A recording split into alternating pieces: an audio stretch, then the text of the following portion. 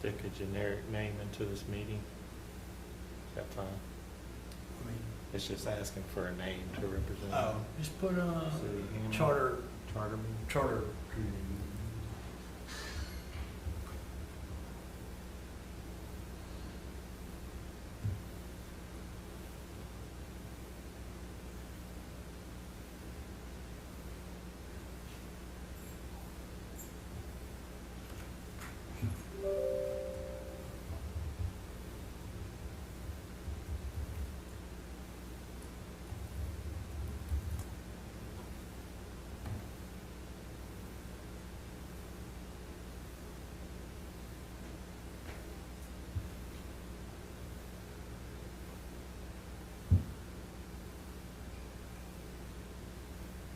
Very brief meeting. Can you hear us? Yes, good afternoon, how are y'all doing? Good, how you doing?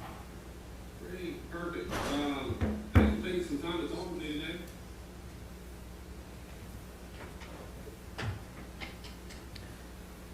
We're just waiting for everything to kick off in here. No problem. Hello, Can everyone. y'all see my video feed if I share my screen with y'all? Yeah, we see you. Okay, great, perfect.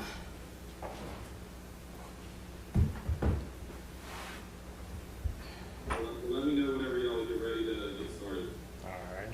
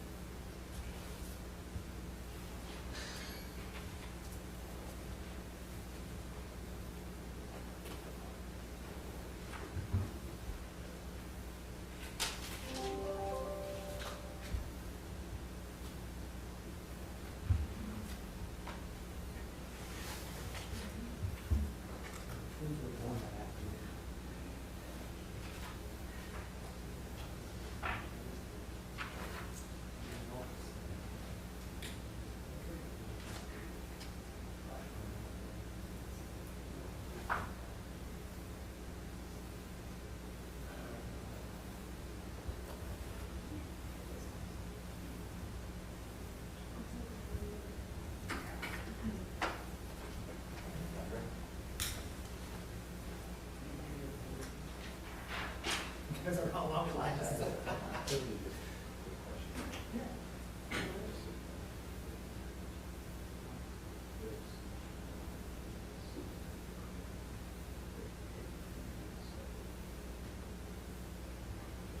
Yes. Separate vote. Yeah, subject matter.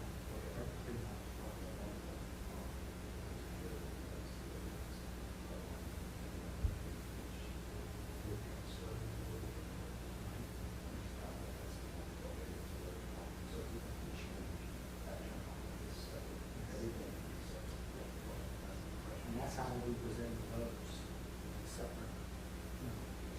So change section 4.02, change 4.04, 4.05. Now, if you see that, it's just alternate.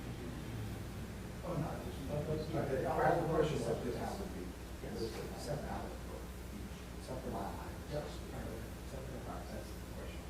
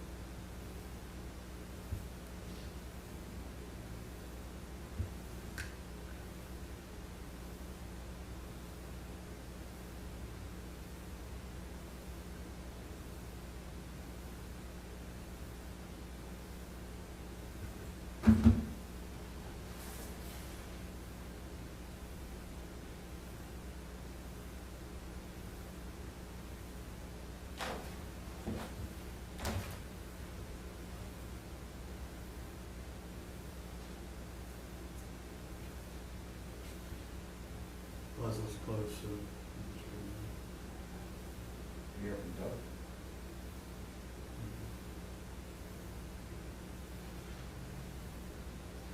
I feel like he might have said he was gonna be out at the last meeting. No. No? I don't remember.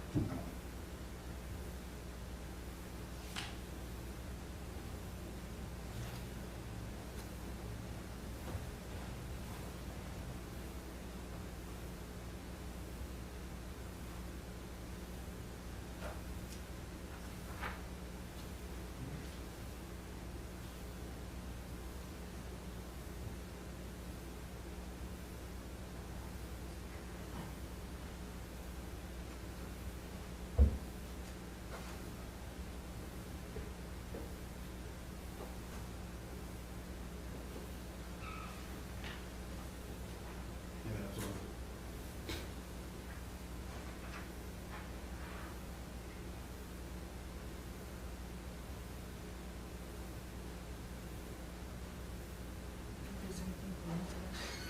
For you?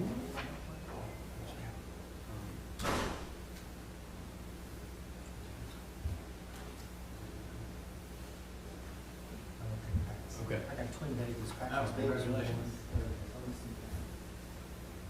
Congratulations, Andre. All right, we're going to go ahead and call this meeting to order. Wanna call? Cool.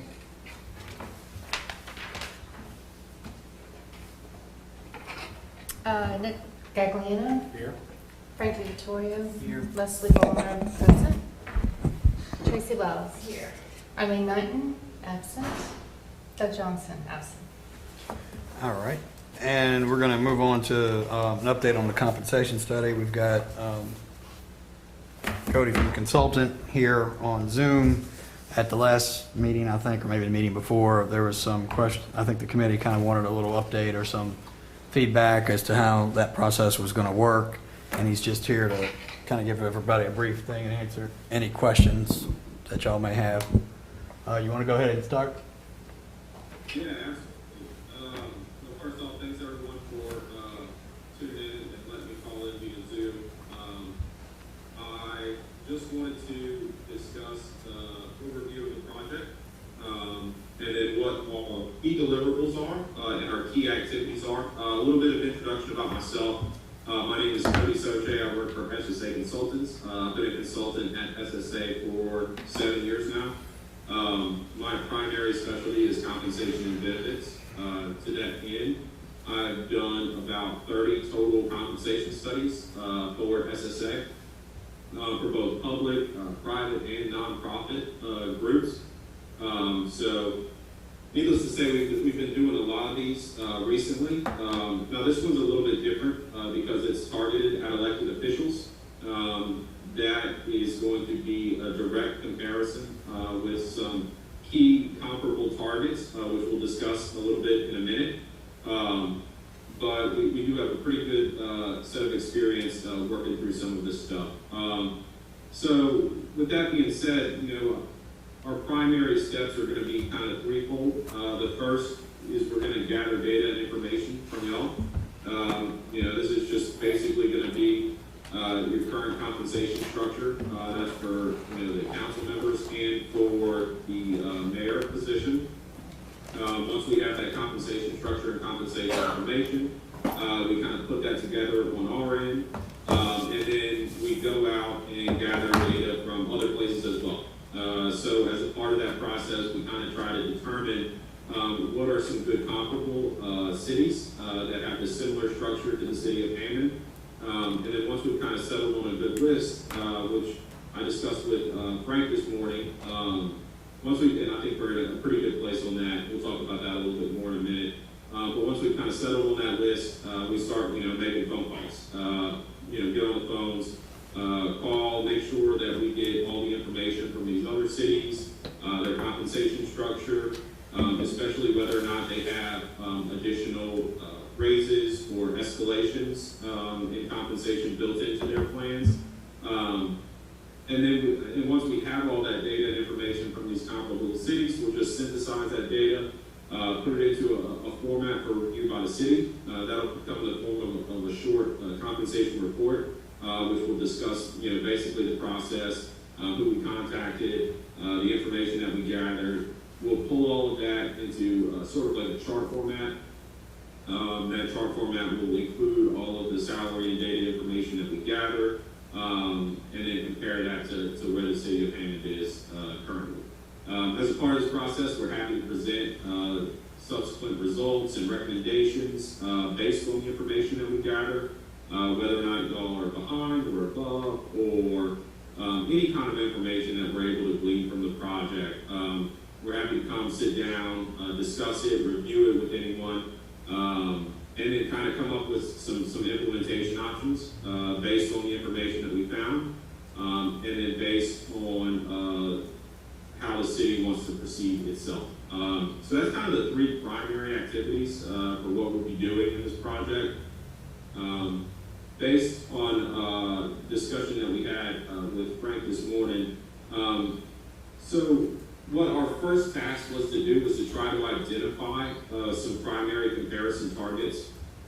And what we did basically is just drew a big circle on a map, around the city of Hammond, and said, okay, what cities within this general vicinity are similar in some key demographic aspects, most notably population, and then city structure, and then, what's in your geographic region that we could, reach out to and figure would be pretty good comparisons. So on this list, we have primary comparison targets. I just want to make sure y'all can see the screen share of them. Yes. Yes, we can see everything. Okay, great, perfect. So we came up with a list of, I think we're at 6 right now, of primary comparison targets. So the first would be the city of Alexandria. This is a city, obviously well-known city. It has around 47,000 people. It's central city bounds. So it's on a major interstate, and that's one of our primary targets. The city of Central, it's in East Baton Rouge Parish. It's a breakaway city. It also has a city council and a mayor. The population is of similar size to the city of Hammond and in the geographic region. City of Slidell, also on a major interstate corridor, close in size to the city of Hammond, so we thought that would be a good one. City of Ruston, a little bit smaller than the city of Hammond, but also has a major university, Louisiana Tech, which is also similar to the city of Hammond. City of Thibodeau, same thing for that. It's a little smaller than Hammond, total population-wise, but it also has a large university at Nicholls State. And then the city of Gonzales, also a little smaller than the city of Hammond, but has a large kind of sort of commuter population. There's a large shopping centers, major highway and thoroughfare through the city, and it's fairly well evolved. So those were kind of our 6 primary targets. For which we're going to reach out, try to gather information and data from. Some additional areas of analysis that we wanted to include, just besides beyond the salary information, but just so we have more background information on the cities that we're comparing to. We're also going to gather, obviously total population, and then identify some of those key things that I just kind of talked about. Major thoroughfares, commuter population, areas of significant traffic, whether that's a university, could be hospital systems, or any kind of interest or areas of attraction. Also, we're going to pull available city budgets. That'll be, revenues and expenditures, kind of keep it at a high level. And then I thought of this after we got off the phone earlier, Frank, is expenditure per citizen of the city. So that is based on your residents, how many dollars is the city spending per resident? I think that could be another good, interesting way to compare it. And then overall population average incomes. So that's just going to give you a little bit more demographic information on the cities. So we'll kind of pull that together so we have more information about the cities that we're comparing the council and mayor salaries to, just to make sure we're dealing with apples to apples as best that we can. Obviously every city is different, and they'll have, slightly different nuances to the way that they do things. But we want to make sure that the data and information that we gather, is as comparable as possible to the city of Hammond. So, in addition to those additional areas of analysis, we also listed a few secondary comparison targets. This is if, for whatever reason, one of the primary comparison targets we decide is not a good fit, or we want more information from a different group or a different, city. So we have these kind of secondary comparison targets, which is Monroe, Zachary, and Denham Springs. So hopefully, timeline-wise, once we finalize and settle on this list, which I guess we can discuss today a little bit, but once we're good and settled on this list, we're going to start, burning up the phones, making the phone calls, sending emails, trying to gather information, as quickly and efficiently as possible. We are somewhat at the mercy as to, how well people want to cooperate with us. We're not fans of just, straight up filing public information requests right off the bat, just because we found that people think that's very annoying. So we try to be friendly, and just call contacts that we may have in the city, or contact their human resources or someone on the council, some way that we can gather the information in a friendly manner. And then once we have that data and information from them, we just have to synthesize it and put it together for review. So really, it's just how fast we can get that information from them. As far as timeline, I'm hoping within 2 to 3 weeks at most, we'll have all of this information. But I'm always optimistic. But yes, so that's kind of the major rate limiting factor on this, is just how quickly people will get their information back to us. But that's our primary 2 ways that we reach out to them. We'll make an initial phone call and then send a follow-up email if we don't get the person that we're trying to reach out to, and then go from there. So once we have all that, we'll synthesize it together and put it together for review. Anybody have any questions so far about process, primary comparison targets, additional areas of analysis, anything like that? Yes, hey, this is Leslie Bolner. Can you kindly repeat your name for our minutes? Cody Sochet. Cody, can you tell me why the area of analysis of overall population average incomes is something that you would consider, and how much the leaders of the community should be paid? I'm just trying to figure that out. It seems kind of so that's going to inform a little bit of your information on your available city budgets. So if your population tends to lean wealthier, maybe a city will have more available budgets, or if there's some other kind of information or sales tax. Well, that's a good topic to include. We were thinking that the sales tax revenues would be more. We talked about this at the last meeting, that perhaps sales tax revenues would be more helpful because of the nature of our community, which is a central city, but a lot of suburbs, if you will, for other people coming in. And I don't. Do you have that on your list? Oh yeah, sales tax revenue is the last. Oh, you just added it. Okay. Yeah, no, that's good. That's a good point that you bring up. We were just looking for, based on time and budget and what we're trying to accomplish here, we were just looking for some additional areas that we could include, as like some basis information for comparison, right? Because, obviously population is going to be the first thing that you're going to look at. You want something of a similar size, scale, and scope. But then, from there are a bunch of different kind of nuances, and a lot of it's going to come down to available funds for the city. And like you just mentioned, there's a couple of different driving factors for that. One is going to be how wealthy is the populace of that city, and then 2, as you just brought up, sales taxes, obviously, another driving factor. One of the reasons why we talked about that is that there are many activities that happen in the hub of this area that happen in the city limits. Festivals, fairs, and events that draw people in from the surrounding areas that still require the oversight and the administration of the city and the city council, emergency services and things like that. So that's kind of what our community is like, where the city is really where the events happen. One event we didn't even mention is the air show at the Hammond Airport, which may not draw a lot of money. There are, and events from we were gonna get together, maybe some of the information we could get to you would be the events that happen in the city.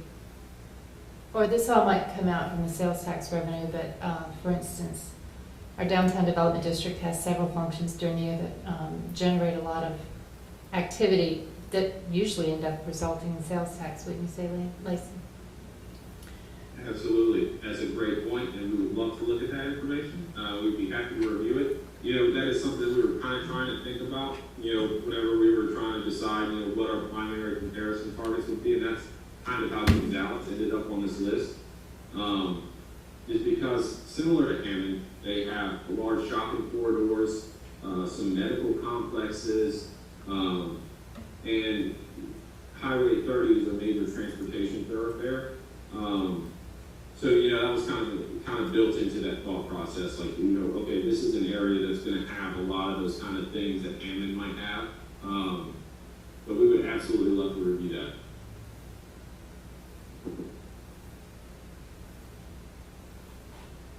So you have on your list that we have the city, do we have a port in the city?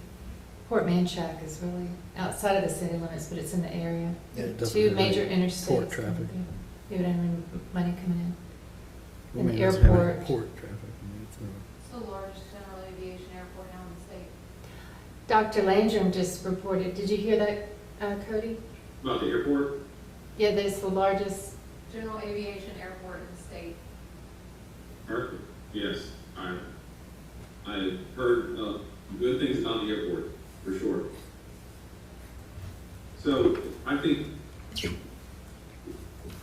are y'all worried that some of these cities on here may not be big enough, or should we go for a larger target? No, I don't have that concern. I was just trying to express some of the peculiarities of this area that. For sure, yeah, absolutely. And that is something that we want to make sure that we understand. And you know, like, well, all of these cities except for two are all major interstates, you know, and have major kind of traffic thoroughfares. And that's stuff that we were trying to think about, you know, as we were trying to come up with these comparison targets. Those are And we want also, to make sure that we take that into account, you know, as well, especially if that comes out in sales tax revenue or in overall city budgets. Whenever we look at those as well, we want to make sure we know that. Yeah, those this- are this- also considered mid-sized cities according to Louisiana Municipal Association. So those are cities that we often swap ideas with. Right? And I think the city budget is going to be a component of this too. And I think at the end of the day, regardless of tax base, revenue, income, all this stuff, the budget is, the pie is what the pie is. So you can only divide that up. That's very true, and I think that's why we want to make sure that that's, you know, one of the first things that we look at. That's all everybody does is fight over the pie. That's all we can do. That's right. And how that pie gets divvied up. Right. The slices of the pie is what I mean. Because at the end of the day, when you take any piece you take, move from one place, it came from somewhere. That's right, absolutely, for sure. Any other kind of questions or thoughts or ideas about process or anything like that? Cody, Nick Gagliano, member of the committee. Is there, you said 2 or 3 weeks, 3 to 4 weeks, your time frame. When do you really foresee as far as giving us a preliminary or final report? That timeline, what's today, July 12th? I mean, once again, it really depends on how fast we can get that information from everybody else. I think a realistic timeline, I mean, I can probably, assuming we get all this information in a timely manner, you know, second week of August maybe. Yeah, it's only a month from now. Yeah, I mean, it's just about getting the information in from the other places as quickly as possible, you know, and we can be as annoying as we want, you know, but we have to get that information from them. All right. And then also you've got on your list the university as well. Yeah, well, that's how Yeah. several of those cities came from. Thibodeau, Ruston, I see. um, Okay. And Monroe is the second. Monroe, yeah. And each of those cities contain the mayor council structure? Is that what you say, that each of those have the Yes, same? so we double checked the mayoral and council structure, the way that Hammond has it set up, they also have it set up that way. And he made sure that they weren't city parish connections either. They were Yeah, strictly, that was one of the first things, you know, we look at, we pull up Lafayette, well, Lafayette's a city parish, so, you know, that's a different animal. yeah. Same thing with Baton Rouge as well.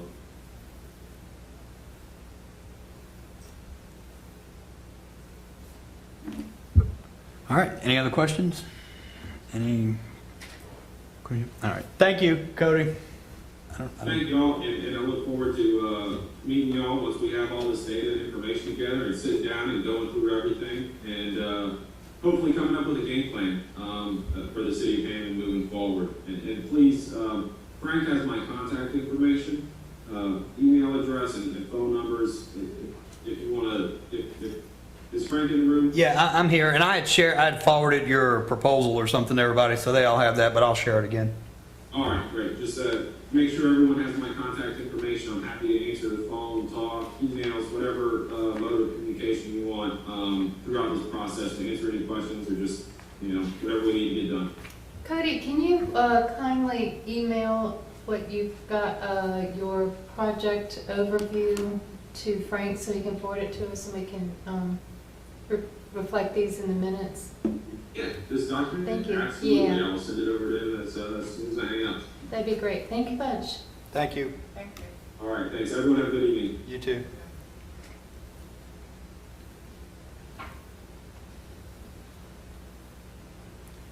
I don't know how to turn that off. I guess that's my backdrop for the day. All right. Next on the agenda is or did anybody else have any discussion on that topic or? No? So who's going to provide him with the information about the how much we're paying now? Just wondering, are you He'll probably, they work with Lacey and them, so he'll probably ask her, but if He already has all that. Okay. But if not, then I'm sure he'll send me any questions he's got. We sent all that at the beginning. Great.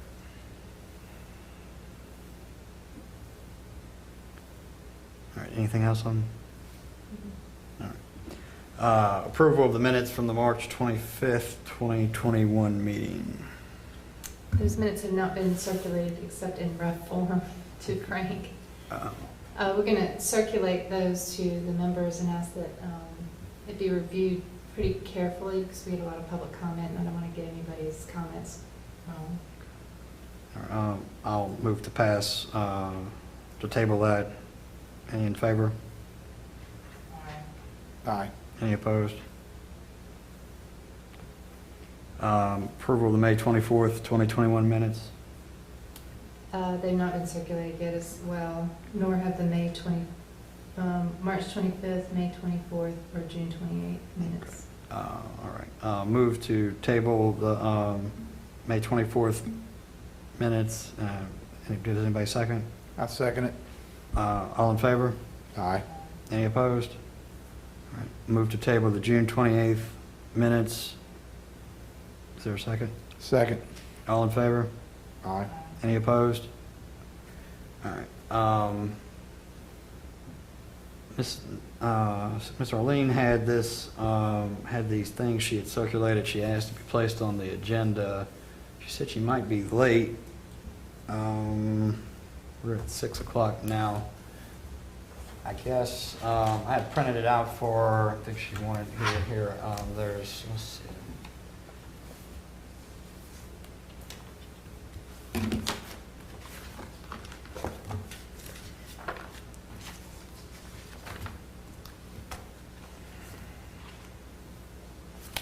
here, Leslie. I'm just gonna give you a copy of this for the minutes. I That's the have stuff of all of it. Uh-huh, I do. All right. I guess since she's not here, we'll just table that unless anybody has anything to say on that topic. I haven't had a chance to review it, so. Okay. How about if,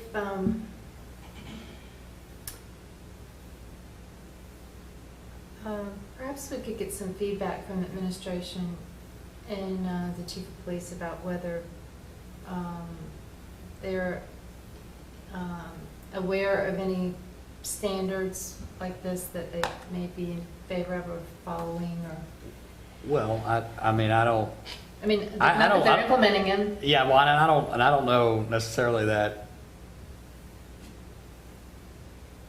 I'm not sure I'm directly understanding the direct connection to the charter thing, charter review committee's scope of work, but it's a think tank to some extent, and, you know, we've all pretty much been able to bring up and discuss, and I think we should, what topics we want, for the most part, within reason.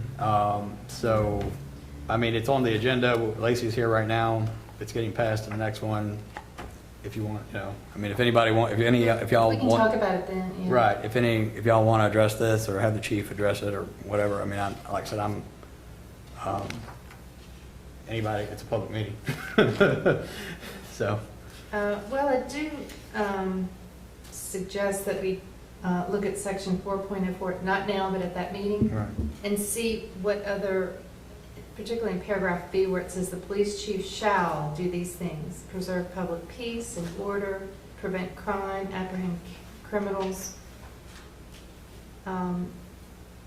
That statement of purpose could be changed to include items such as keeping the citizens safe or things like that, and maybe that's where we include implementing some of these procedures if that's appropriate. yeah, I know she had, or from what I remember, I know there was the topic of community policing, which it was something that everyone always talks about. It's this buzzword or whatever you want to call it, but then what is it? You know, like, what does that really mean? Like, you know, and so I don't, you know, I kind of actually, I don't know if that was really charter material or not, but actually maybe it is. What section were you in? 4.04B. 4.04B. And it talks about what the police chief is responsible for. All right. And so if we have, that seems to be a place to amend it, the All right. charter. So I do think it's appropriate to So- consider it in at least describing what the police chief is supposed to do, what Right. his job duties are. Okay, so maybe in the Or her next, job duties. maybe when this comes back around, I'll have the topic. And I do believe at the last meeting, we did discuss that, because I had it noted in that exact section. The- that Leslie referenced to as well, community Policing, policing yeah. standards per, and I think that's when she said she would get some information together, but it was that section, 404B. All right. All right, I'm just gonna move to table this to the next meeting. Second. All in favor? Aye. Any opposed? All right. Public input, including emails. We have this email that I think it came in, Lacey, it was actually not just after I asked you, but like after the meeting started that it came in last time, right? Right, I Yes. think the timestamp is 7 something, Yeah. 7:02 maybe or something. I sent it as soon as I saw it, and I can't remember if y'all were still meeting or if y'all I- had just finished. I think we might have actually still been meeting, but I didn't check it until after I didn't see it until It after. did the not meeting. come before the meeting, it Cor- came during the meeting. Hold on, I've got a copy of it here somewhere. Let's see. All right, here's the email. So this was public. I don't know, did you? I'll pass one to Tracy. I'll slide it. Okay, go ahead. Oh. The fourth, be with you. I'll practice that. And, all right, so we'll get to that. Lacey, again, check the emails this time around 4 for me. There's no new ones. There's just this kind of holdover sort of, and by the way of emails. Leslie, I don't remember it's been a while since we've had them. We haven't really read them out in their entirety, have we? No, but we I mean, can or discuss them. we can attach them to the minutes. Yeah, Lacey had forwarded this email actually to everybody on June 28th, or everybody should have seen it. I don't know if anybody wants to discuss it now, or, Let's review it.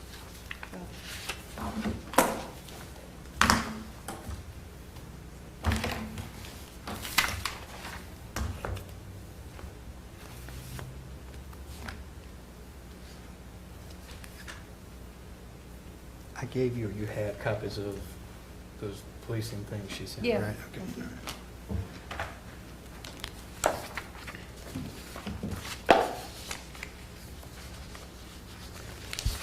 Has a policy of the committee been to keep all emails as part of the record? We have. We take, all of them have been attached to the minutes, and like I was saying, sometimes the people have actually been here too, and I think we've discussed them. I couldn't really remember whether we've actually sat and read them out loud or not. I don't think we have, but, I don't think so. I mean, we can, but. We haven't, because I remember Mr. Ross had sent one, he just kind of yeah. said, Yeah. made out some points. of what Right. he had. Yeah. They didn't read it word Yeah. for word. Some of them have been very lengthy, so. Well, on this one, I think we should either attach it to last meeting or this meeting, since it came in, maybe this meeting, since This it came over the last meeting. So do we need a motion for that? No, we just did it. Attached. So I'll attach the email from Jermaine L.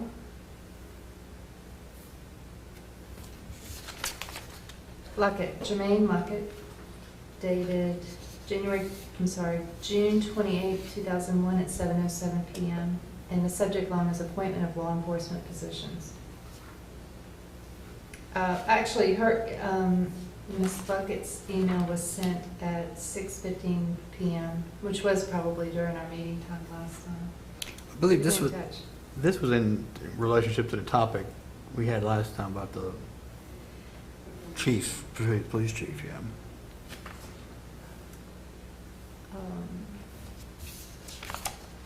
So it's a 2-page email, and she describes in the last paragraph, describing a policeman as a servant of the people, to be appointed by the people.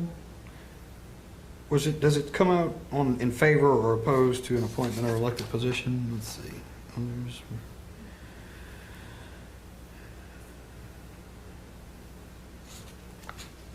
I don't think it took a strong or opinion or clear opinion as to whether it should be elected or appointed, but nonetheless it urged some careful, thoughtful consideration of the topic in our deliberations on it. And if anybody sees No, somewhere I do, actually. where he takes a Yeah, I position do. of it, please tell me. The last paragraph, a policeman is the servant of the people, to be appointed by the people, in order to ensure he does the best for the people. Okay. That's the only reference I see in it.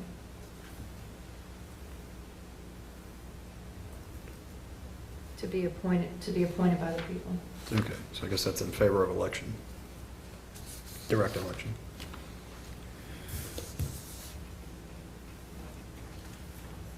So perhaps we could talk about this at the next meeting, then, when we discuss the community policing. That's fine. I don't think is there anyone here on this topic of this email? I don't think so. Okay. All right. Does anybody else have anything to say about this email? Okay. Is there any public input?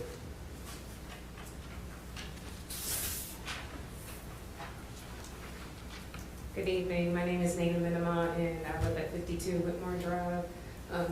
I just wanted to offer about these emails. You're attaching them to the minutes. When will that be shared with the public, and where at? That's one thing I would like to ask first. Well, to pick on Leslie a little bit here. Well, The other one, I So, was working on these other ones. Yeah, we're still- Where would it be? We're still behind. accessed?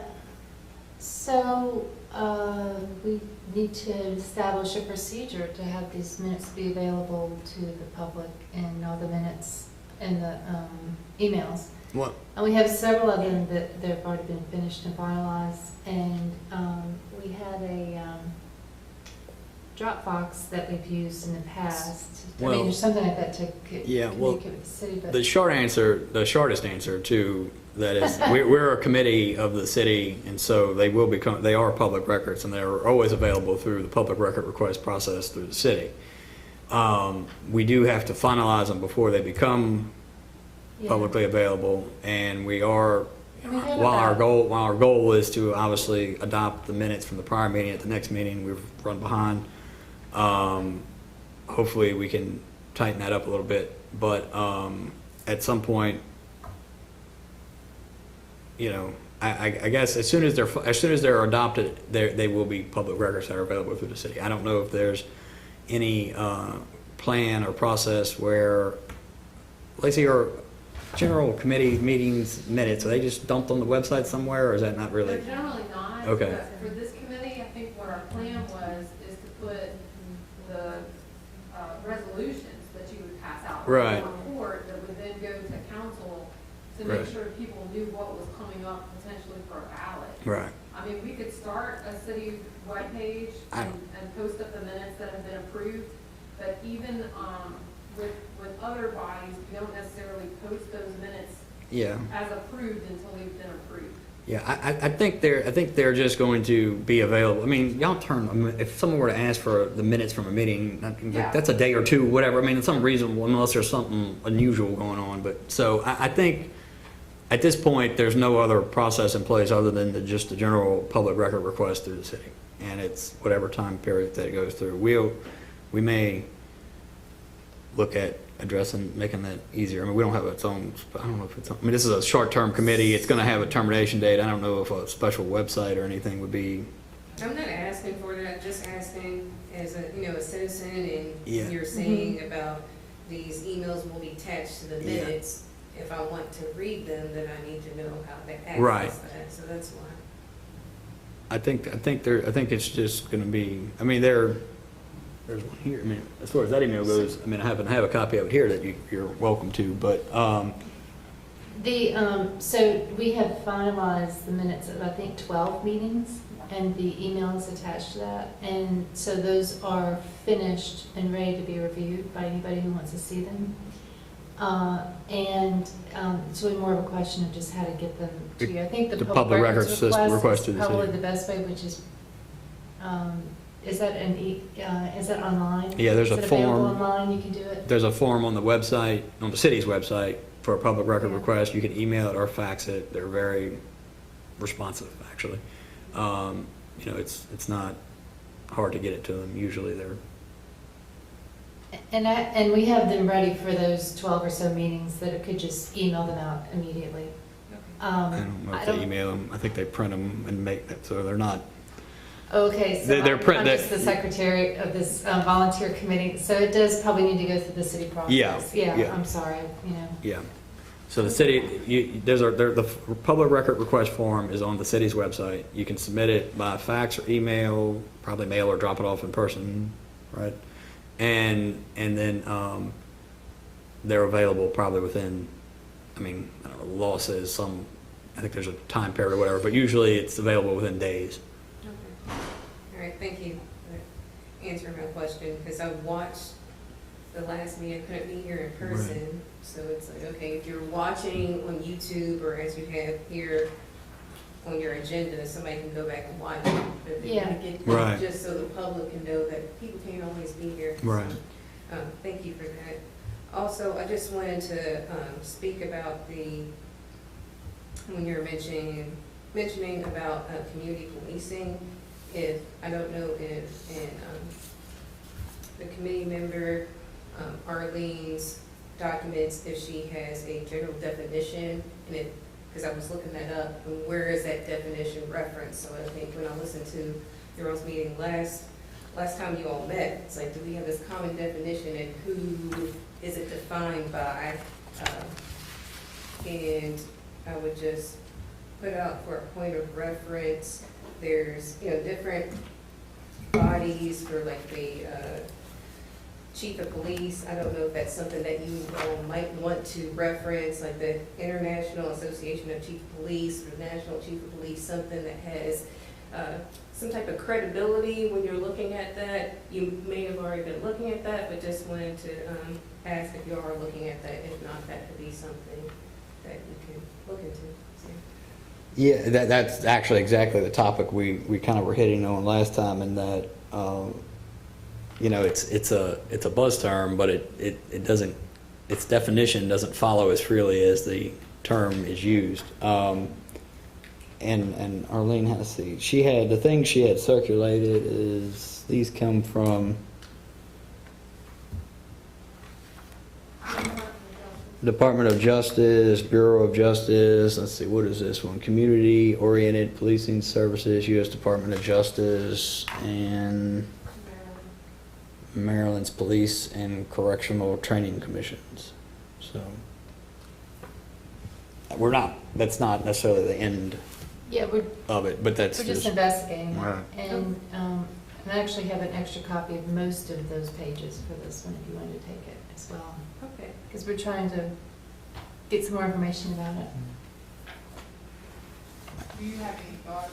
I know Yeah. already, so do you have any thoughts on community policing or? Well, yes, thank Can- you for. can- By point of order, Chairman, can I have a few minutes because my computer locked? Mhm. All right, let's So if we can hang take on a just 1 second. recess. Yeah, just, sorry.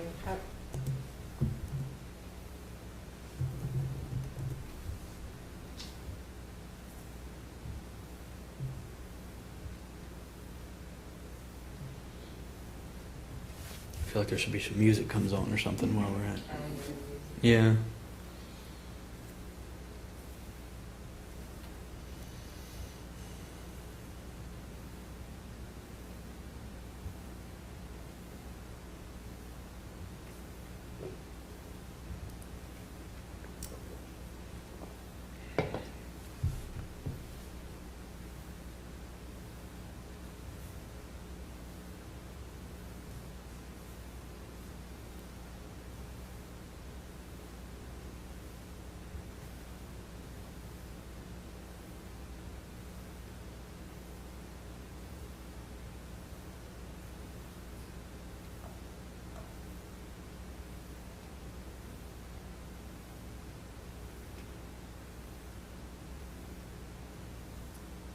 Okay, so I'm back, and I'll ask if I can get your name again, because I didn't,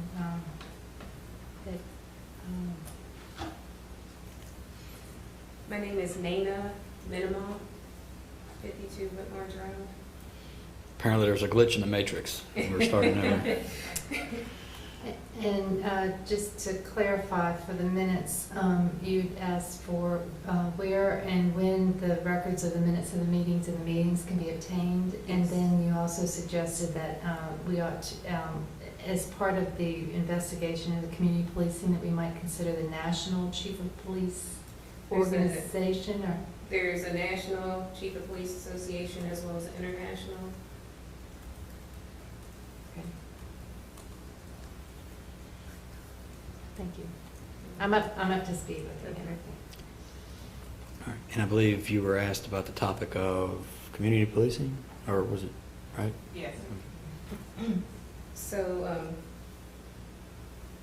my thoughts are it's a good thing, but then once you're in a certain position, you might come in, whether it be elected, hired or whatever, with these, goals and objectives and your ideas, but then you also have to have buy-in from your actual team and staff.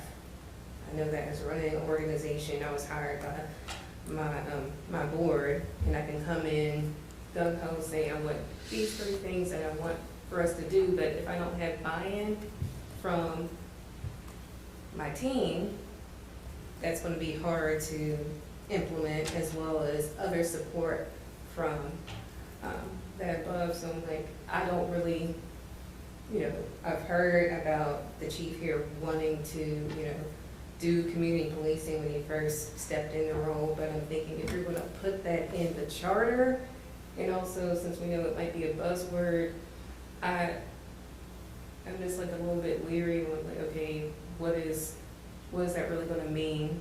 And can the person that is appointed or hired into that position, can they really, how well can they really execute that? That's just something that I wanted to put out there. I mean, I love the concept of it. There is monies out there, I think what, let's see, Miss Arlene had, from the DOJ, there's COPS, micro grants, but if you get the grant and you can implement it and the buy-in from the people that actually want to do it and serve in the community. So that's what I just wanted to share about my thoughts about community policing.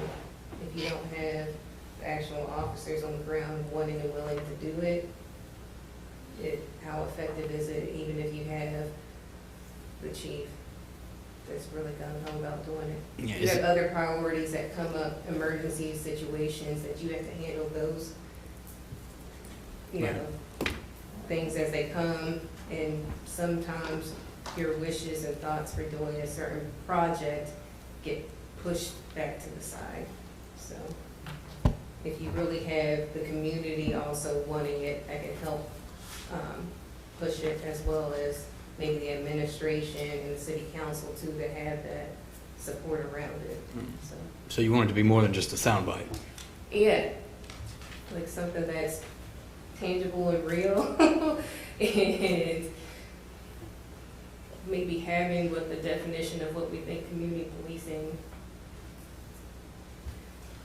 is, what the spirit of it is, and I'm not sure again if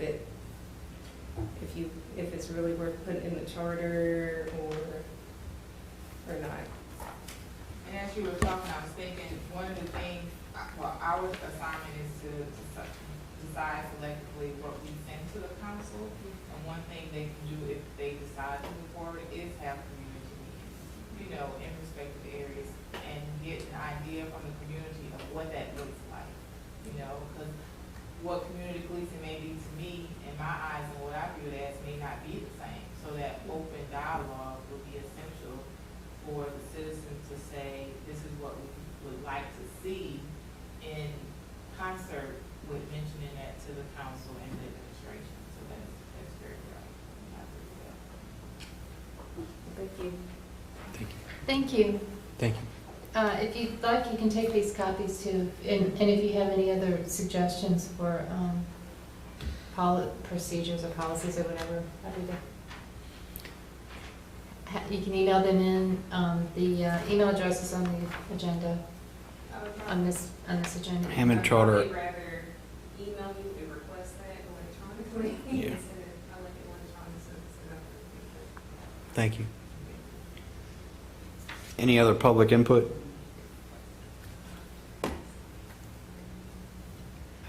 Can we pause again because I'm frozen? Hold on one second. I'm sorry. We're having technical difficulties today. I don't know what I can do other than to hard crash it.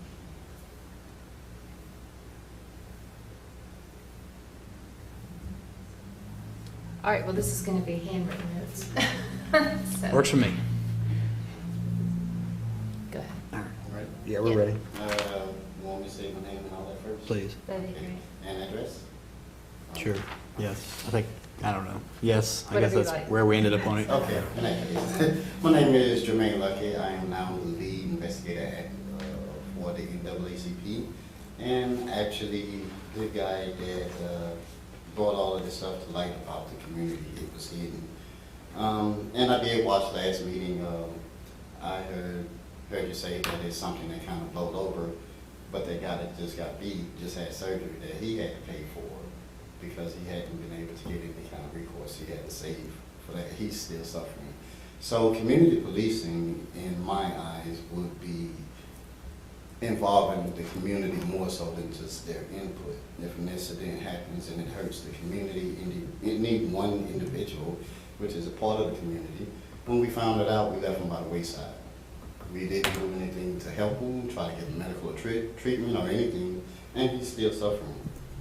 And when it comes to building a new program, I know a little bit about that from military experience when we would go in countries and run out regimes that were hurting people, we had to tear down in order to build up. In order to get an effective system, you have to get rid of the old system. And there's just no way around it. So in the concept of that, we are looking at the problems that exist, but not concentrating on the solutions so much, because every time an idea is brought up, we're saying, well, what about this? What about this? What about this? What about this? Let's concentrate on the solutions, and then the problems will disappear. Also, when it comes to community policing, you can't negate the fact that the hearts and minds of the community is what's going to make you succeed. If we're sitting up here talking about something, and even though the community isn't here, we have to work toward what is best for the city of Hammond. And I don't even live here, and I recognize that. So if you can't get the hearts and mind of the community, then something is wrong. If the community doesn't love its leaders, then that must mean there's something wrong. If I come and you're my councilman, and I come to you with an issue and you can't fix it, that doesn't mean I hate you, that just means you couldn't fix it. But if I come to you and you work diligently to try to find a solution, then that means you did your job, and I'm forever grateful. Also, I'm the one that sent an email that you guys are discussing now for the election of the police chief. The reason that election for police chief would be great is because as of what we saw in the committee meetings, we saw an issue and nothing can be done about it. There's even a restraining order to keep people from investigating it. And nothing can be done about it because it's not an elected position, and the only person who has the power to fire this person will not. Now, what y'all do with that, that's up to y'all, you know, you guys are the committee. But if you're trying to win the heart and minds of the community, then you have to show the community that you're fighting for them and not just what looks good on paper. If you can't do that, then you'll never have the hearts and minds of the people.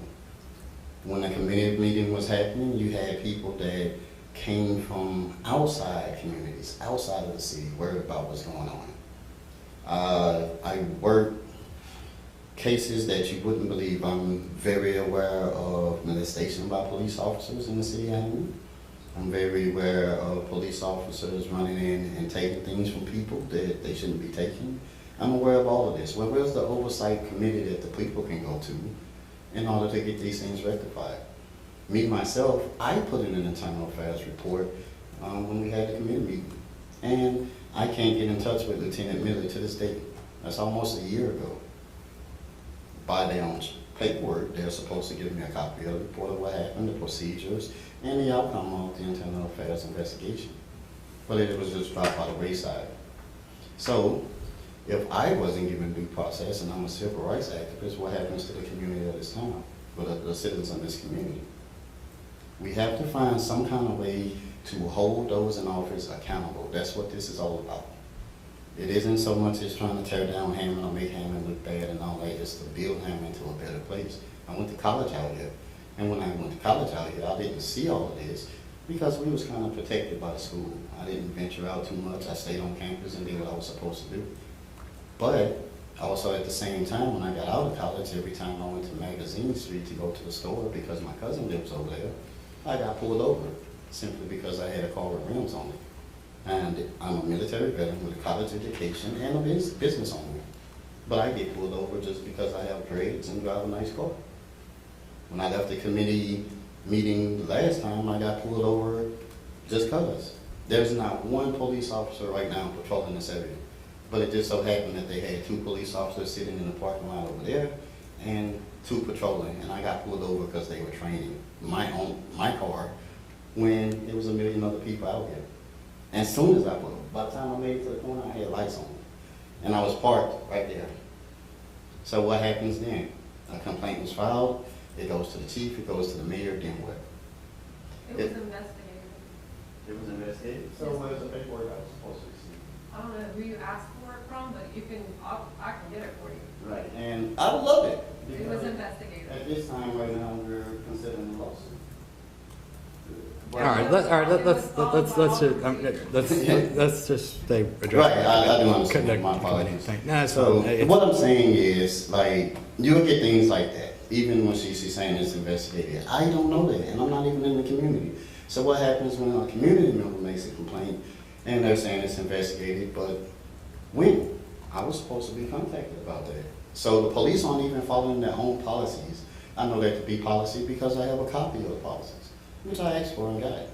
Let me ask you one question about getting to the debate of whether the police chief position should be directly elected or not. Mm-hmm. You said you felt like it should be elected because otherwise there's no way to elect. I'm paraphrasing, maybe maybe not very well, Mm-hmm. but the point was is that there is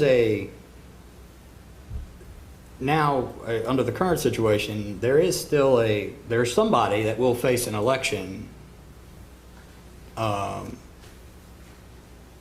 has the power to remove the police chief. Mm-hmm. So it's not a directly elected position, but when the current mayor who's appointed him comes up for election, I mean, it is a proxy election to the chief. So, but you don't feel that makes it responsive enough that it needs to be a directly elected position? Well, this is the reason why.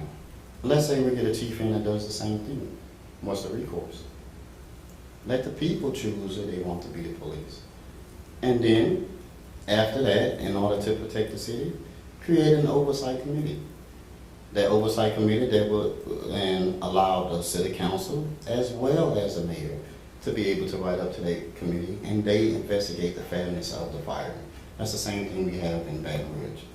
And it works simply because the committee can't be mad at the police chief and just fire him off of a whim, and neither can the mayor. He's treated fairly, but at the same time, everyone is held accountable to do their job. Mr. Giggler, last time you addressed, you want to present your, with the percentages and things about the issues with the direct election again? I'd like to hear his thoughts on it. Well, I just said last meeting, excuse me, is that when you have an elected chief, he has a constituency. Mm-hmm. And all he has to do is get 50% of the population to agree with him. Mm-hmm. And so that, to me, was one of the maybe an unintended consequence of elected police chief, is that you don't need the whole city to support you. You just need to follow your constituency. So if, let's say, a police chief wants 60% of the vote, Mm-hmm. be safe going in, then all I have to do is play up to the 60% of the people. So that it means going to the 40%, and 2 months before the election, start having arrests in certain neighborhoods and really leaning on them. Mm-hmm. My 60% base will still be there, and then the 40% has no recourse because they would have to really get out and vote for another police chief. So that could be an unintended consequence of an elected police chief. That's what I brought up, just the Right, police chief and just that- has a constituency, Mm-hmm. which is to get reelected, and, so that's And my concern. I totally understand that, but that's going on now. Yeah. It really is. It's going on now. So you have an unintended consequence of something that's already happening. At least the community chose them. Well, And you have, instead of having 50 to 60%, you have one person. Now, the oversight committee, again, would be there to hold that police chief accountable, whether by recommendation by the city council or by recommendation of the mayor. and I don't mean to sound like I'm cross-examining you. I apparently go ahead. have a tendency of doing that. But I don't, like, the thing for me is if there was a alternative that would fix the problem, and I'm not talking about specific to the current situation. The charter review, we need to keep a big, an open mind that goes beyond any current issue today, current personalities, current people. But I don't know that this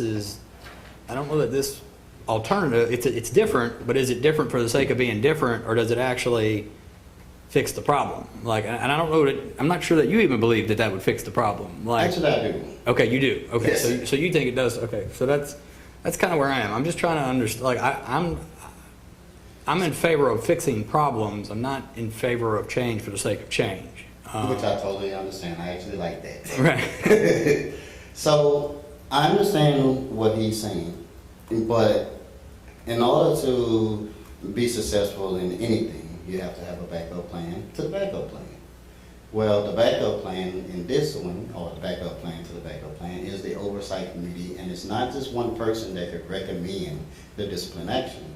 It is a committee as well as the mayor. So in essence, everyone that is in civil leadership beyond the charter board can make a recommendation based off of those actions. That oversight committee will review that. So you would give this oversight committee would have hiring and firing power in your mind, or is it just a advisory committee? Well, that would be up to the charter to decide on that one. Well, no, I'm asking, what is your... Me personally? Yeah, what is your thought on that? Me personally in that, I would give it to them. And the reason I would give it to them is because whoever you guys hire for this committee would have to be someone of stellar character, moral character, and all this, whoever you guys get. So when you do that, you kind of minimize the era of favoritism and personal favors and all this other stuff. Once you get people, like you say, I was sitting here and trying to figure this thing out without having any other objective except for being fair and doing what's right, then the oversight committee makes sense.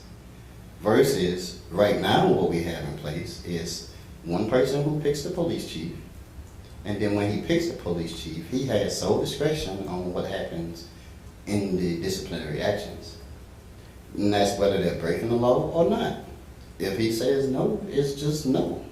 Now, right now though, it's a mayor appointed position, but it does have to get through a confirmation of the council. It does. To get hired, approved It does. initially. It does. And in terms of a committee, rather than another committee, and this is the issue that, I have questions about committees for this reason. Mm-hmm. Hammond only has, we're not Baton Rouge, we're not New Orleans, we don't have 500,000 residents, 200,000 residents. Like, we only have, well, according to the census, 20,000 residents, and I look around at the committees we already have, and you see the same people on a lot of the committees, and, you could say that's whatever, but I think there's a lot of it is just the fact that there's only so many people. Look at this meeting, there's 2 people here, Mm-hmm. from the public. Like, there's only so many people that are willing to serve on these committees. We've got the 5 of us here, and we've actually already had 1 substitute come in because, so there's not an unlimited supply of people to fill these committees.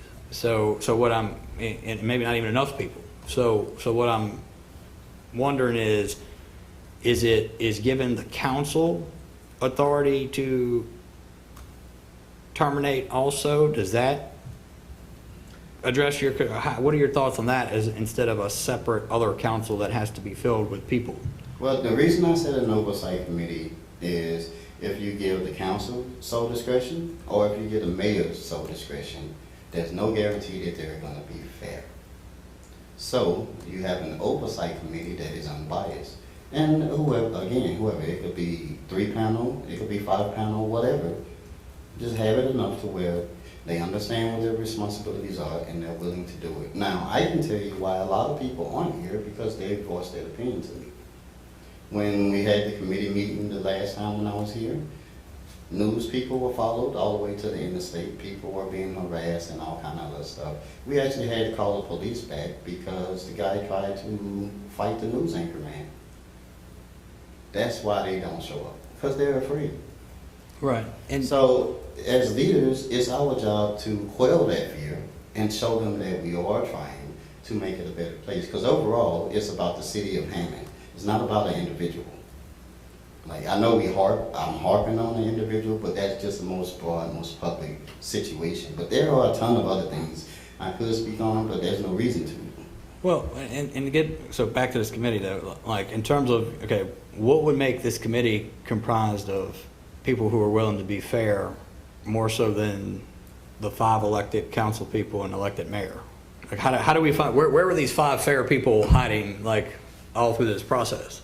Well, it could be very much the same as you guys are thinking about for the police chief. Research, find out what you need to do, and act accordingly. Because right now, of course, there isn't a plan in place for picking a committee or anything like that. Just like there isn't a plan in place right now for if you guys elect a police chief, which way you would go. But putting it on the table is never a bad idea. Because then you could research, just like you all other ones, the cities that do have their oversight committee and how that works. Because I'm telling you, from a federal military standpoint, the hearts and minds of the people will definitely change the atmosphere of the city. When you walk around and you into the black neighborhoods out here, not to go racist or anything, but when you walk around the black neighborhoods around here and people see police, they run. If they don't run, they ducking in the cars and all that. How is that community policing when you're terrorizing the community? Well, and I think, And I just want to say, in response to something that was said, I don't think people are hiding. You know, you said, where are they hiding? I don't think people are hiding. I think that people are, in fact, they've told me, you know, they've told him, and so they expect that we will represent their interests. I actually don't think that you will find it difficult to get people to be on a committee like this. I think that, you know, if you have representatives from certain organizations, which committees, some of these committees are, you have 2 representatives from the NAACP, 2 representatives from the Chamber of Commerce, 2 representatives from the city. I don't think that people are hiding, and I don't think necessarily that it will be the exact same people that you see on every committee. I think that sometimes you see the same people on every committee because they're the only ones that are asked.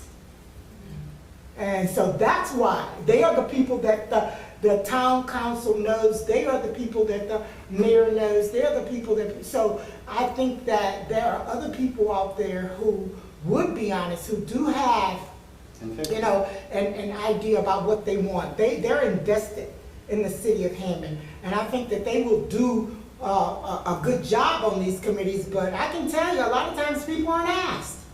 And if I'm not asked, you know, then I don't participate. But we know certain people know certain people. There's a group of people that are known, and whenever there's a committee, we go to the group of people we know.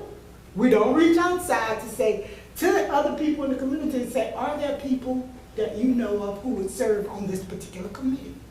We go with the people we know, and that's why you see the same people on the committees all the time.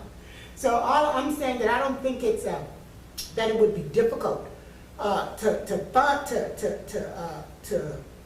to have such a committee, to fill such a committee, if we decided to go with an oversight committee. My concern with an oversight committee and elections is the role that an oversight committee would play with an elected official. I think that if you have an elected official, that an oversight committee can't really affect that person unless they do a recall election or there are certain guidelines in the qualifications that the person has violated. There has to be something specific in the electoral requirements once you have an election. Now, or if this group decides that, no, we want to keep the police chief as an appointed person, an oversight committee would then be a mechanism by which the community would be able to come to that oversight committee. That oversight committee would be able to assess, and I'm not going to say investigate, because when you say investigate, that calls a whole different set of guidelines, but I'll say assess the complaint that the person has against the police chief, and then that committee can then make recommendations to the mayor regarding that person on the committee. Now, if the mayor at that point refuses to follow the oversight committee that has been appointed by and approved by the 2 people from the NAACP, I'm just using these examples, okay? They could be whoever. The 2 people from the NAACP, the 2 people from the Chamber of Commerce, a person appointed by the council and a person appointed by the mayor. You know, you got these 5 or 6 people who are appointed by all of the representatives that would be the city, that would represent the various interests of the city. Mm-hmm. So you got the business interests, you got the black community interests, you got the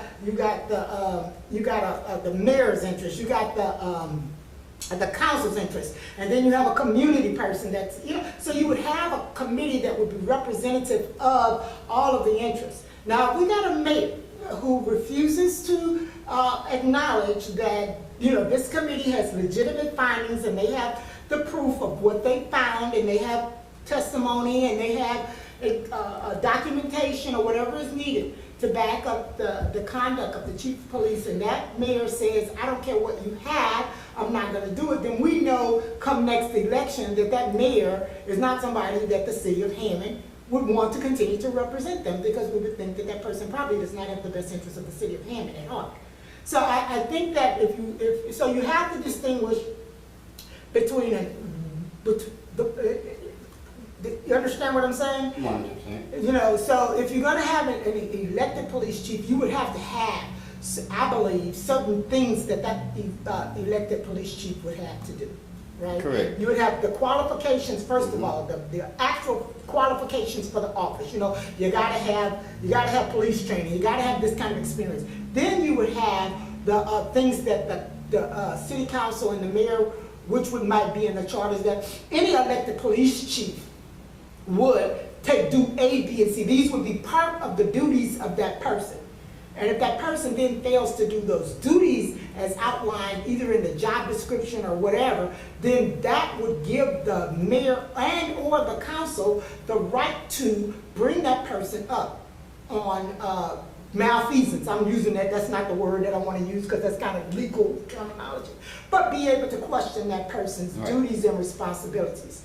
So I think that, you know, it's just when you like you said, there is no, we haven't gone far enough to look at what happens if we go to elections. How is this person being held responsible other than by election of the people? And secondly, if it becomes, if the committee votes to allow an appointed police chief, what responsibilities he has and how can he be held accountable?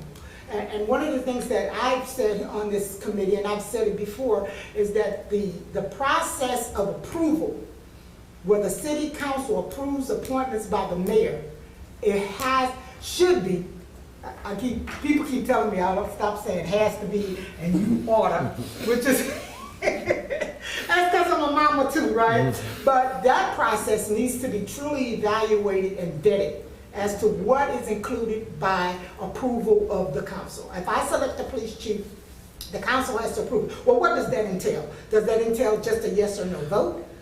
Does that entail being able to interview that person?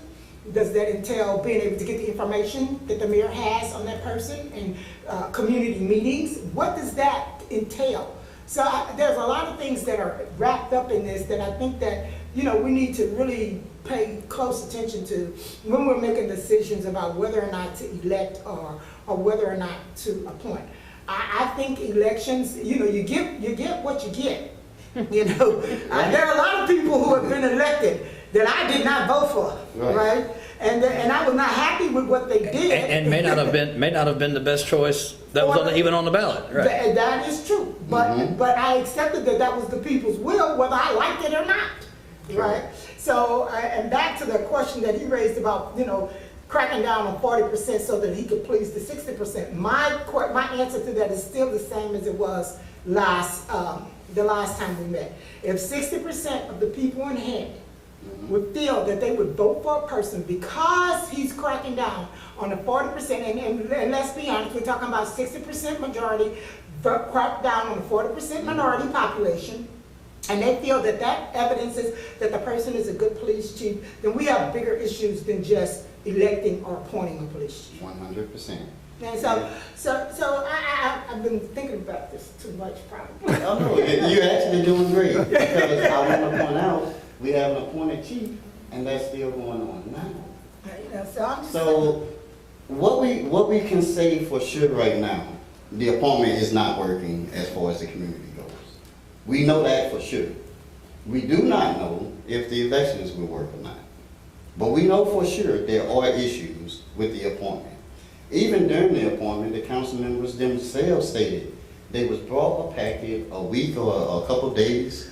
Well, and that's you know, we've touched on we've battled around back and forth on this issue, and that what she was just talking about in terms of the confirmation process. Yes, we can address it in the charter. The council can address it anytime they want. Right. You know, without us. Like what has happened? I mean, I've seen a lot of city council meetings, more than probably definitely most of the city council has. But right. but you know, what goes on through, what happens in the confirmation processes are, and I've been confirmed by the city council as I'm on the DDD. You know, what the process is here's so-and-so, here he's gonna be on the DDD, here's a resume he gave maybe, and maybe, if they're lucky, I don't even know if they always get resumes from anybody, you know, and they're expected to vote on it. You know, they could just say no, to quote Nancy Reagan. But, you know, so I don't know. I mean, that's something we've been teetering with throughout this process in terms of how do we address really, you know, Leslie had suggested some type of process to help, you know, educate them on their power, I guess, so to speak. The council. Yeah, the council. Members. Right. You know, because they are not utilizing the power they have now. You know, and I don't know where we end up on that, but that's something that she's, you know, Arlene just touched on now, Leslie's touched on before. In fact, I think probably all of us have raised to some level or another at one point in time.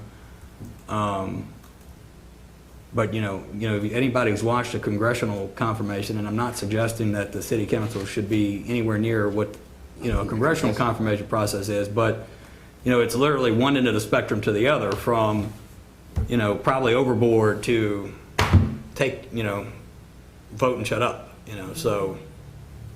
Right. I don't know where that balance is. And see, that's the thing about the issue. When you look at the issue, it raises so many other issues and so many other questions that's not right. And after all, that's the overall goal, to fix that. Yeah. Again, this is not about one individual. This is about the city of Hammond. But all of this has brought up flaws in either the leadership or the process or whatever you may have that needs to be fixed. And just having someone there to say, hey, we know it's an issue, but oh well, that's not good for the community. So I have a question about the oversight committee, and perhaps you've seen it implemented in other communities.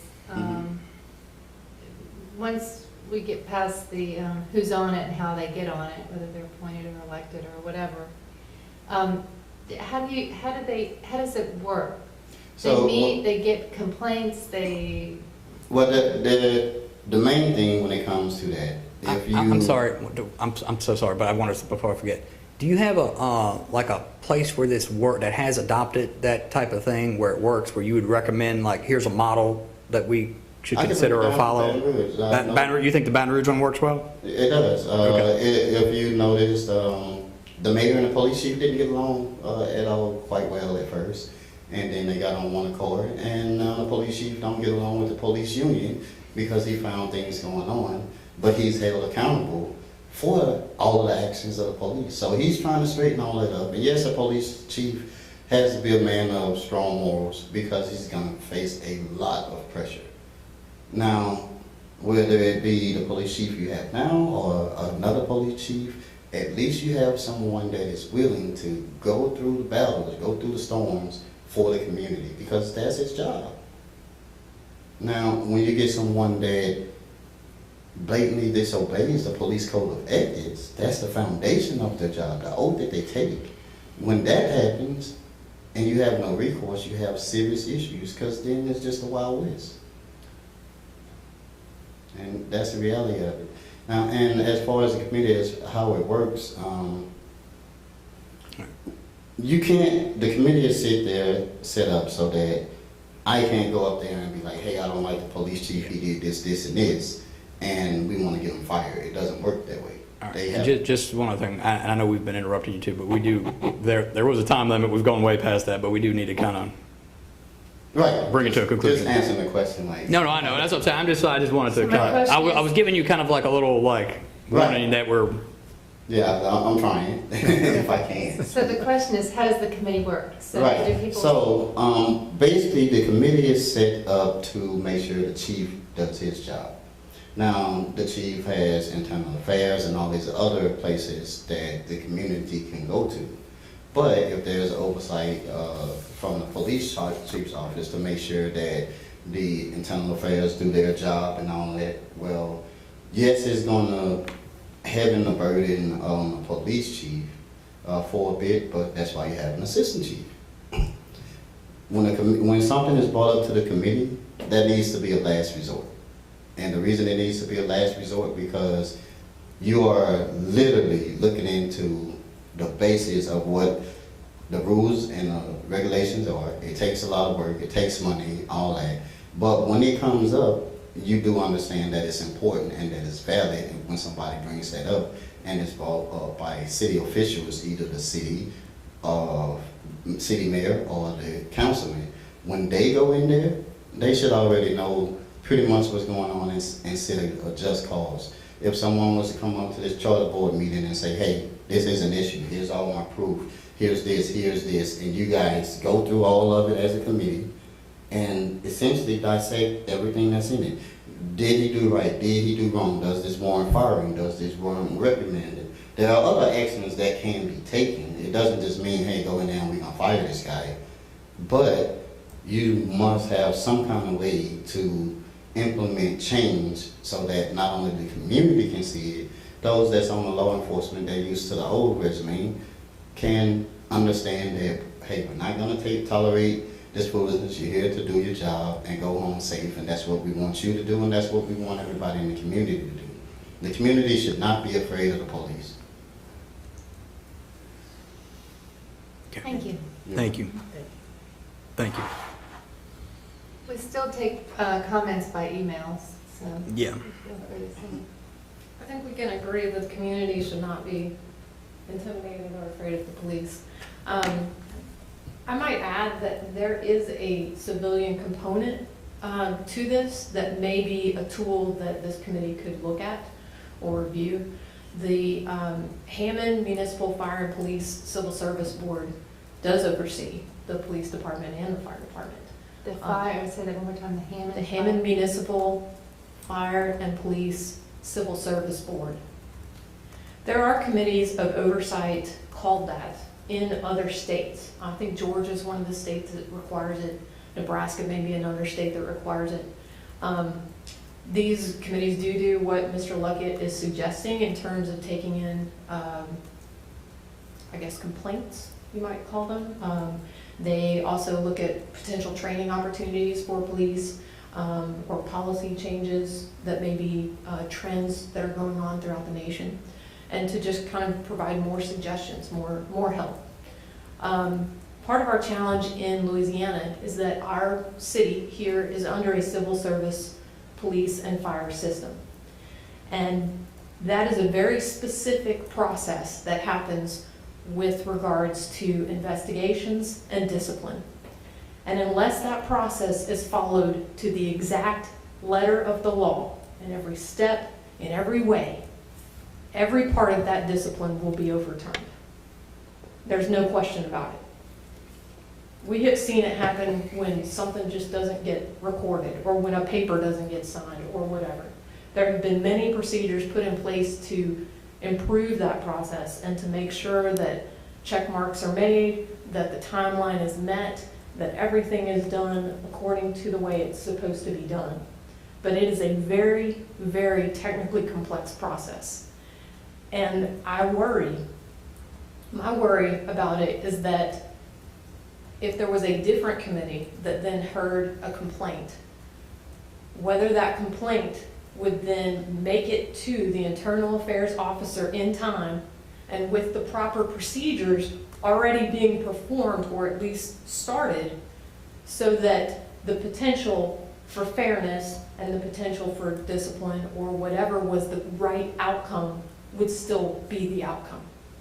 And that gets jeopardized every time there's a handoff. We don't take technically complaints in City Hall. We send people to the internal affairs officer because we don't want to have any sort of mistake made, any sort of paperwork lost, any sort of fact-finding messed up.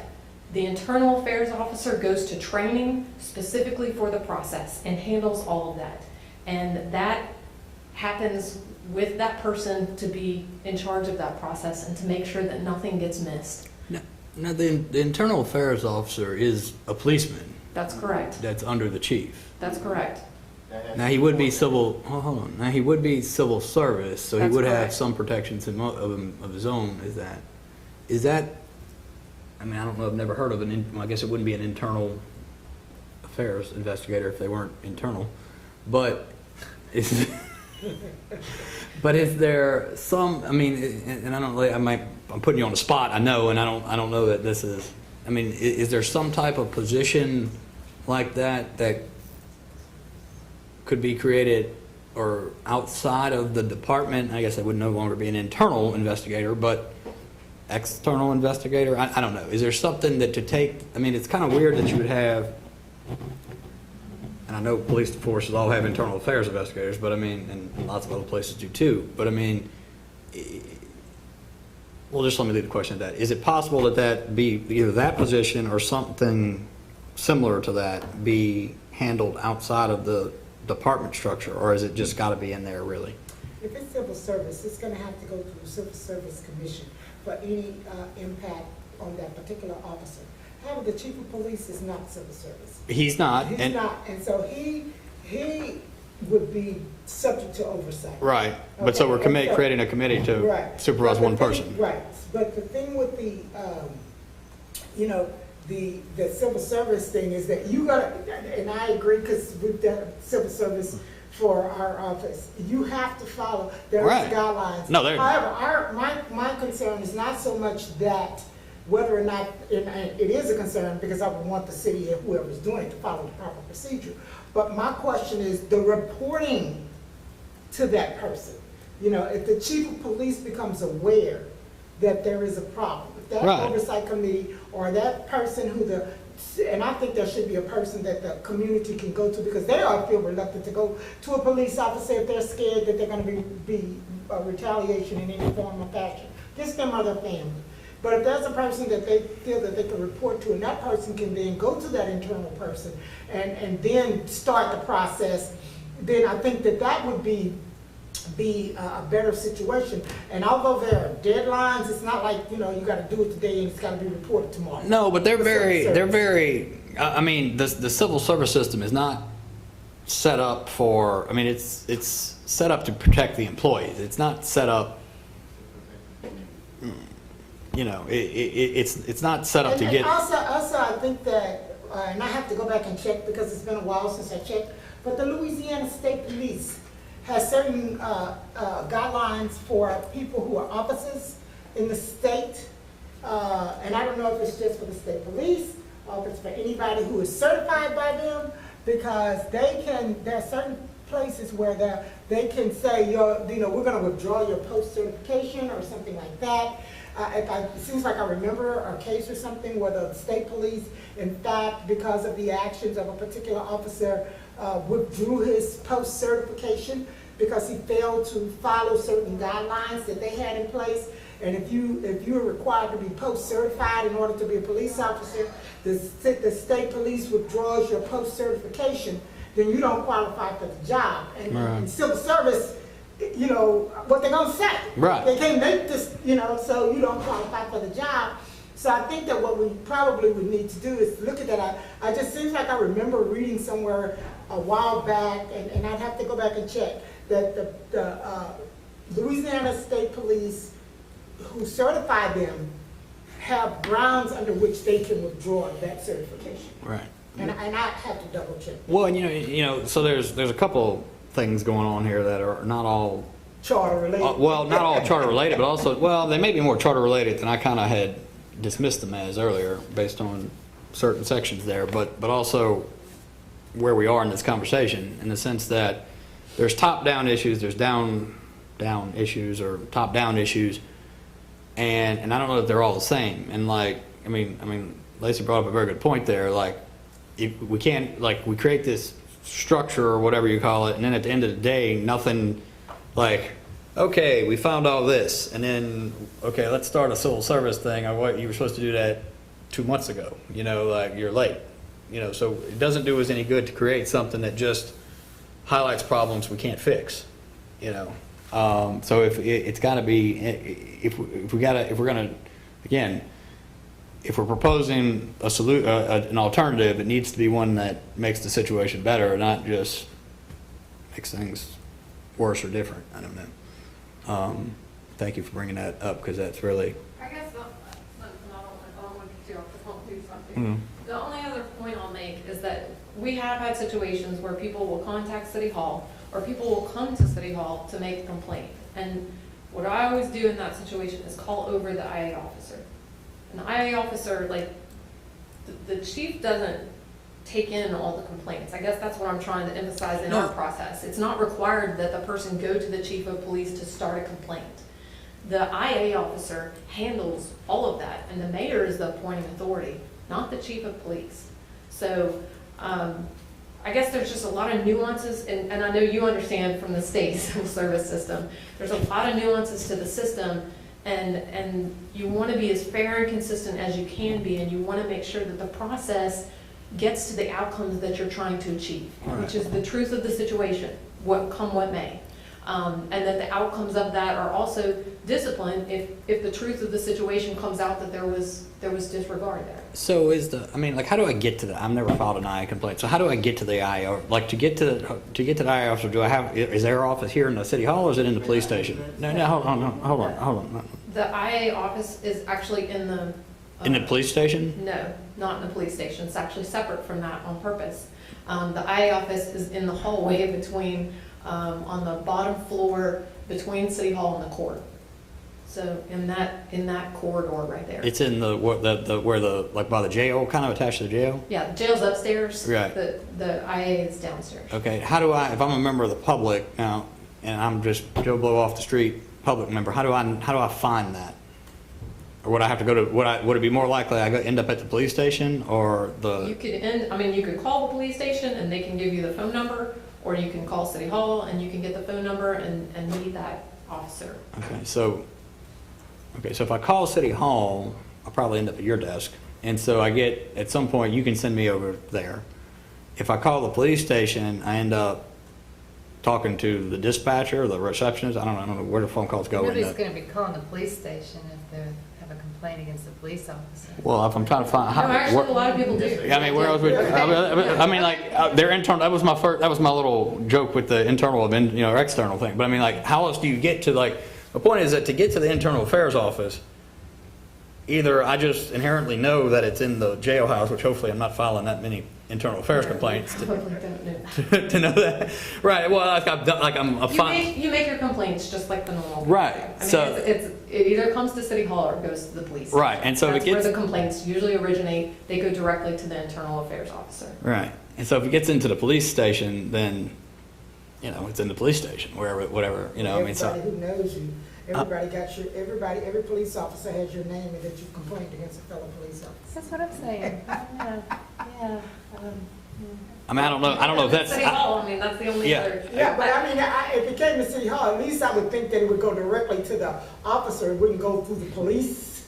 Whereas, but if I call the police station, which people do, and I know that they do for a fact, then, there's like this, I'm telling you, I got a complaint against Officer Joe Blow, because he did such and such. You telling that to somebody, and they say, well, okay, this is the number that you call. They hang up and say, so-and-so just called it. Let's see that, what happened? They're gonna pull it's just normal. It's normal, yeah. It's not everything. Every pointing out every flaw in the system is not a criticism. I mean, it's just it is what it is. I mean, it's humans are humans. I mean, everybody is. Yeah, and I think I think the civil service issue is a serious one. All right, we're come on. Okay. I just wanted to share my thoughts about election versus appointment. All right. I forgot about this, and I had some thoughts about it. I'm a fan of election, and also would say on top of that, term limits. I don't like people being in, that's just me personally, being in there for forever, and then we forget this person is human and they may pass away or get hurt. So you're going to have to have another option. I mean, they're not going to be in there forever. So I like that accountability also with an elected official, and that's just like my thoughts of what I like. I hear what you were saying, but still, if we can then get them out the next time. Or I like the idea that Mr. Luckett was sharing about this oversight committee, and maybe what he was sharing is first that they were going to, I think, the internal affairs first process and going, no, they don't. So I guess my concern, I guess, when Dr. Landrum was saying that there are certain, maybe committees that know certain processes, maybe you educate this committee, because any committee or board, they don't really know what they're doing at first. They just have a heart to serve ultimately. And so to have some type of training so they're informed on, you know, certain issues that you want to avoid, these are the standard procedures.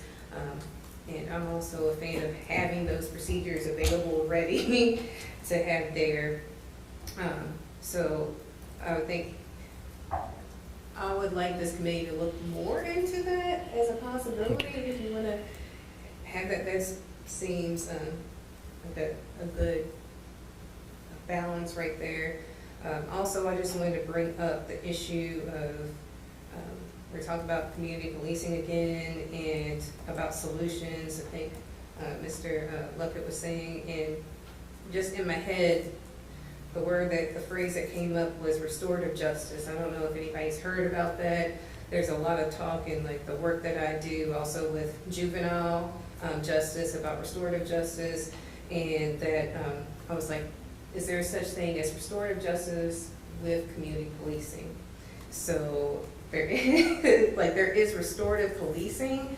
So it's where like, you know, having that, you know, that spirit of what community policing is, but that healing and restoration, and where the police feel like you can actually go to them and not be adversarial. So I'm going to share, you know, the resources and papers about that to that girl's email address. But just, I mean, I think it might be helpful in that spirit, maybe to help what you all are wanting, or the community really wants, not just this committee, what the community may want, but just want to share those viewpoints. Thank you. All right. So I'd like to explain the internal affairs process here because I actually went through it. The police, the internal affairs office when I went was right next door to the chief's office. Literally, like, this is his office, this is internal affairs office. You talk in the room, the chief can hear it, literally, because I can hear the chief. It was moved after the committee meeting, and I made that point valid that I had to go past everyone in this jailhouse in order to reach Mr. Robert Miller, who is the ID officer. Then after that, the report goes to the police chief.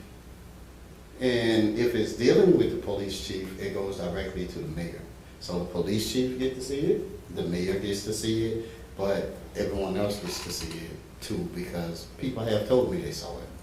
On top of that, the IA officer told me, we'll get back to you in 7 to 10 days. I've been out here 5 times, 5, on different occasions. He's either hunting, fishing with his family, out on vacation or something like that. I have yet to be able to see him to see what happened to the report. Hey. All right.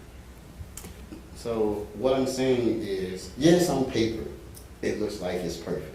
Right. But if people don't implement what's on paper, then that's the issue. That's the whole issue in the beginning. Okay. People aren't doing their job, so where's the accountability? Who do I complain on if the internal affairs officer isn't doing his job? I can't go to the civil service board because they're there to protect the officer.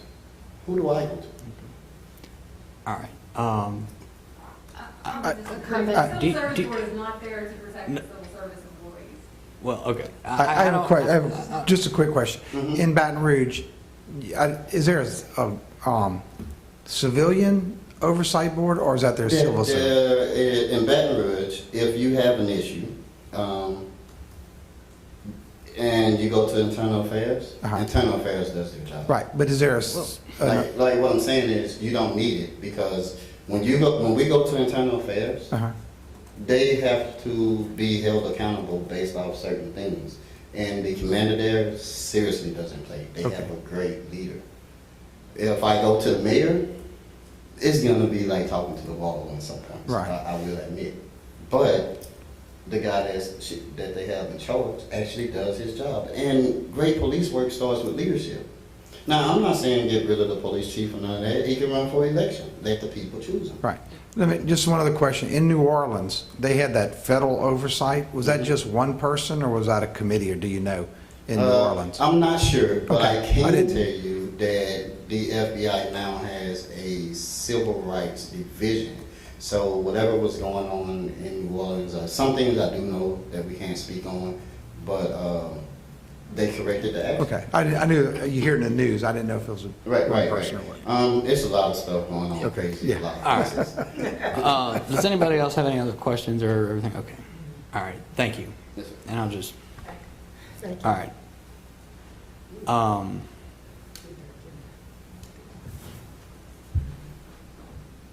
All right, that's the end of public input.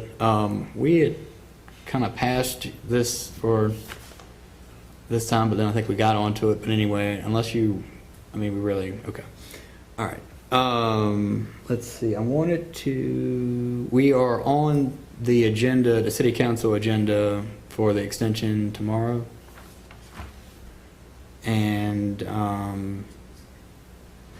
don't think there's anything else for me to update on that front.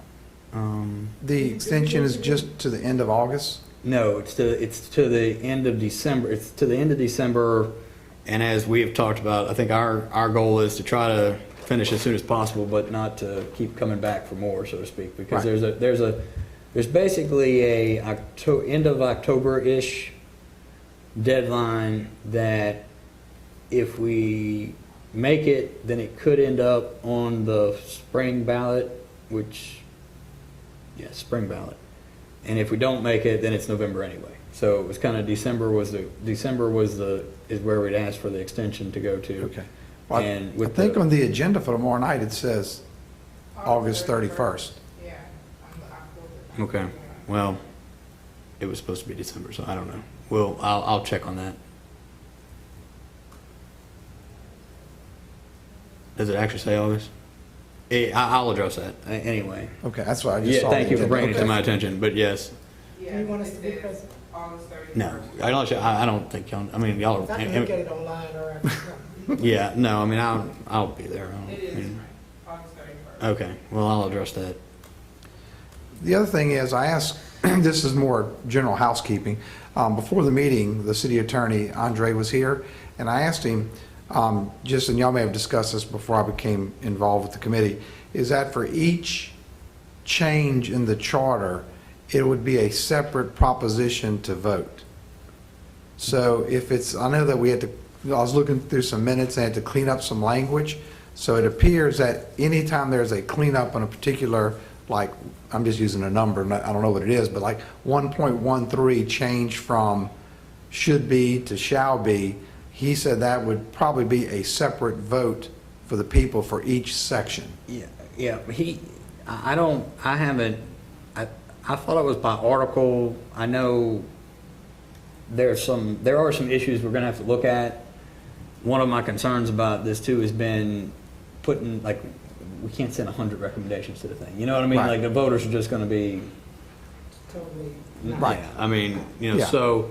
Yeah, that was my, just, So, yeah, you know, so, just, yes, it has been, I haven't gone, he has explained to us more than once that we can't just make it all one big big document, thing. yeah.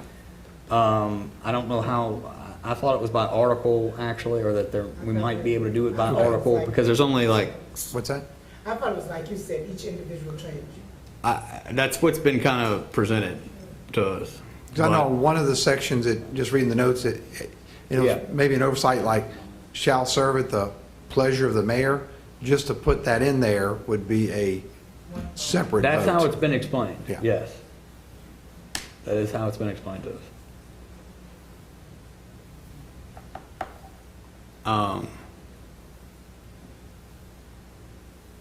So that's something. Okay. No, I mean, well, I mean, it's something that's been kind of on my mind. I don't know about how many of these things, because we had, there was probably several, and I don't know if it got to double digits, but there were several things that we had all talked about that were like, this just needs to change, this needs to come out, this needs to go out, that if they all end up having to be broken out one at a thing, I mean, you're like at 10 or 15 before you get to anything or stuff. Right.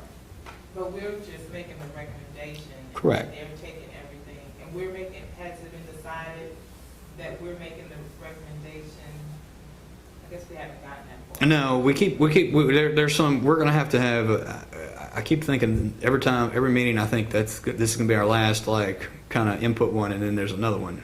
But, we're gonna have, when we conclude this, we're gonna have to have kind of make some procedural decisions in terms of how we're, almost like it'll be I think it'll be a regular meeting, maybe our next meeting, but it's gonna be one that really is kind of a work session-ish, in that we're going to have to come up with some procedures in terms of how we're going to bring these recommendations together and what they're going to end up, what form they're going to end up in.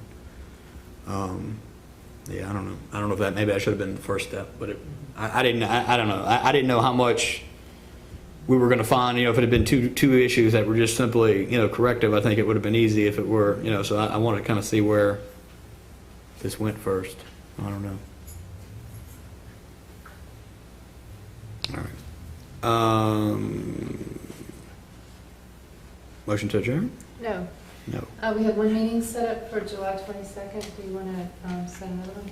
I figured we'd wait and see. I mean, particularly now with this, I was kind of figuring we'd wait on the extension and see where that goes and kind of go from there. But I mean, we just lost Lacey, so we don't even know when the room's available. But I'll get those dates I'll have those dates for the next meeting. I'll do that. So the next meeting is for the 22nd? 22nd. I'll make sure we have that more. I'll have that on the agenda and have the dates. I'll get the dates from somebody, Lacey or Lisa, before the meeting and have those available. All right. Ready to adjourn? I move for an adjournment. All in favor? Any opposed?